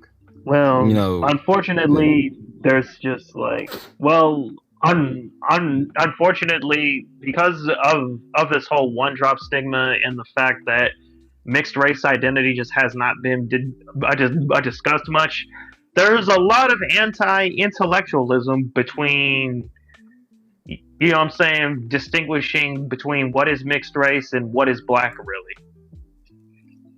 I just send him a picture of Idi Amin and say, you kind of look like him, and then go to sleep. I help the Negro remember what he looks like. Yeah. Sometimes he forgets, but I never did. They don't like being reminded of that. It is racial dysmorphia. Yeah, I've discussed this in other spaces. It's a coping mechanism for looking something, but sort of being multi-generationally shamed out of identifying with it. So you can look like Zendaya and feel the need to say that you're just black, you're blackity black, because there's a stigma when you're mixed, whether MGM or first generation, when you're mixed race, there's a stigma with acknowledging that you're mixed. It's you're expected not to, because even the acknowledgement of being mixed is perceived as abandonment or rejection of blackness. So you can look like, you can even look like you can look like Mariah Carey, and if you grow up in a black community like at MGM, like if you say that you're mixed, they'll be like, no, you're just black, and then you'll be shamed into seeing yourself as just black, and then that's where the racial dysmorphia. Black. Yeah. That reminds me, I got into an argument with somebody on my YouTube because they were trying to say that basically how, there's all types of people in Africa that look mixed, but they're fully black. And one of the examples they gave was the Fulani people of West Africa. And they're one of the groups in Africa that they come out looking like light-skinned. Yeah. Yeah, and it turns out they actually are mixed. Wait, do they just look light-skinned? Wait, do they actually, is it just that they're lighter skinned, or do they actually are they're mixed. So I know about this. So the Fulani are about 20% North African. So they're about as African as the average Black American. They're mixed. The average Black American is a full-blown looking sub-Saharan. No, I'm talking about the percentages. North Africans I'm talking about the percentages. They're 80%. They're 80% African. I'm not talking about phenotypes. I'm talking about percentages. No, I'm talking about percentages too. The average African American is nowhere near 15%. That number no. The average Black American I was saying was 80%. No, that's boosted up. That's what I'm saying. It's not that, because you have white people in quadroons and identifying as black, so it's boosting that number up a lot. Yeah, in those stats that they give about because before the average it was like 70%. Black person having like 80%, they include a lot of mixed people in that, and it like Iberian said, it boosts it up. So that's not actually how it is. Yeah, now that they're like I think when they exclude all mixed people who are, sorry, it'll be more like 10. Yeah, I've always said that mix, not black. Yeah, good job, Amor Fati. I know the Fulani are like, they're 20% of their DNA comes from North Africa, so they're not. So, and that's why they look different from Igbos and Yorubas and all the, there's a reason for that. Yeah, they're admixtured basically.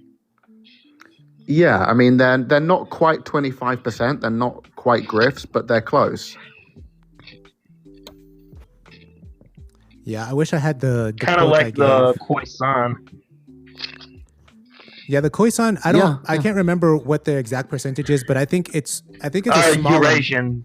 Well, yeah, I know it's Eurasian, but I don't know if it's a lot. I think their like features that they have, like their skin and their facial features, genuinely comes from them being in that region of Africa, being just so far from the equator. It's cooler. They moved down there like hundreds of thousands of years ago. But yeah, they do have Eurasian ancestry, just like how like Horn Africans do. I mean, I'm actually going to release the video. I forgot about this. Some of them are dark, though. I'm going to release a video next week about the Khoisan, and it's gonna touch the subject a little bit. There are some Khoisan that are dark, yeah, but one of the things you have to realize is that the Bantus migrated into southern Africa and started mixing with a lot of the Khoisan. So that's one of the reasons. Because I've seen, when I was doing research, I watched this one documentary, and it had like stereotypical looking Khoisan people, and then this random like Bantu looking guy, like who looked nothing like the rest of them, or at least very little like them. And I don't know if he was like someone who like converted to Khoisan or something, or if maybe he just over the years he just got all this Bantu ancestry. But yeah, there are even some Bantus that are mixed with Khoisan in southern Africa, and they come out looking a little bit lighter, I know I'm friends with like someone who I'm online friends with someone who claims to be like a pure-blooded Khoisan. Like I'm putting my quote fingers up. That's what he said. And I mean, he was saying that there's a thing amongst Khoisan that they used to be dark brown, but within the past like 1,000 years or so, for whatever reason they became lighter. But he says that they used to all mostly look like a chocolate brown. I was like, really? That doesn't. But I don't. I mean, I'm not speaking. That's what he said, but I don't know. I don't know. I'm not in any position to, I guess, contest that because I'm not Khoisan. I don't know the oral history that gets passed down to them through generations. But well, he was saying that historically they used to be. Yeah, two things I'll say is, I don't know what something would have had to have changed in their environment for them to go from dark to light, and I don't think it would have happened within like a few thousand years. And then that's what I said. Yeah. The second point is like, crap.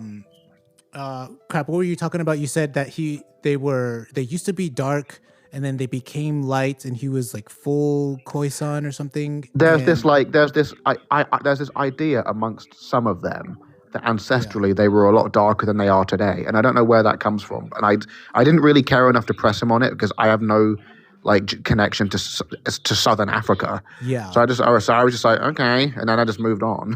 But yeah, exactly. So the second point that I was wanting to make is, let's say in their oral history they describe themselves as dark. Dark is a relative term. Not dark, like darker. Darker. Okay, dark. Okay, so I don't know what he means then, but so they're not saying that they were like South Sudanese dark. They're just saying that they were slightly like just browner than they presently are. Okay. One of the things though, when it comes to these descriptors is, Europeans described Napoleon as dark. They called him dark skinned. Yeah, exactly. So it's like, what do people mean by darker or whatever, So yeah, you got to be careful with that. Yeah, I agree. That's what I said to him, and he was like, "I know what I'm talking about. You come to Johannesburg," and I was like, "Okay, whatever. I don't care. I don't care. That's the thing. I just found it like equal parts interesting and amusing, and I just." Yeah. Okay, fellas, I'm gonna end the stream here. Does anybody have any final thoughts? This was very interesting, definitely, and I really enjoy these lives, to be honest. I might even start hosting my own from time to time, to be honest, because these lives really help get out certain ideas into the community, really. I really hope we push, what I'm saying, like we start pushing for a big wave of mulattoes identifying as what they are, really. Yeah, I agree. Definitely, we need more people doing lives, creating content as much as possible. I usually don't get out there in lives that much, but I try to, at least drop in for a little bit and contribute to the conversation. But definitely, if you're thinking about doing it, I would say go ahead and do it. Yeah, right, Mulatto sure. Mythos, I did request to follow you, so I'd love to be able to share some future lives with you. So please accept or don't. It's up to you. But I hope to see you again.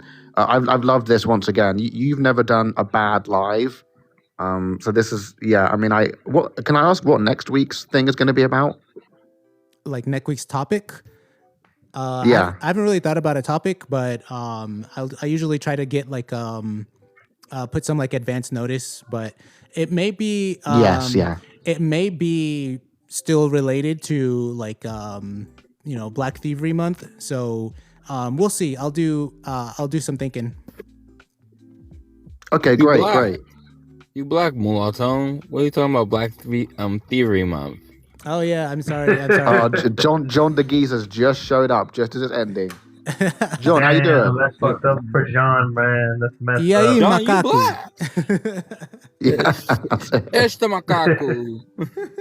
But John's been on one these past couple of days. He's been like, his profile pictures have been various different types of monkeys.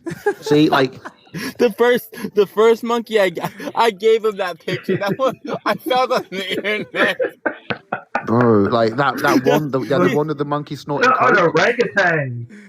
Yeah, it's an orangutan. Yeah, orangutan. Right, yeah, that's it. The one snorting booger sugar. I found that one. I thought that was funny. I found it on Google.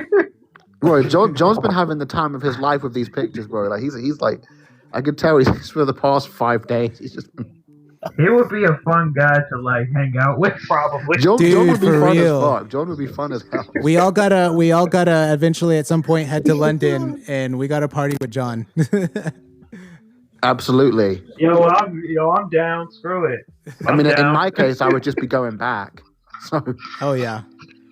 I'm down. Definitely. All right, fellas, I'm gonna end it there. I'll catch y'all next week. Right. Wakanda forever. Wakanda forever.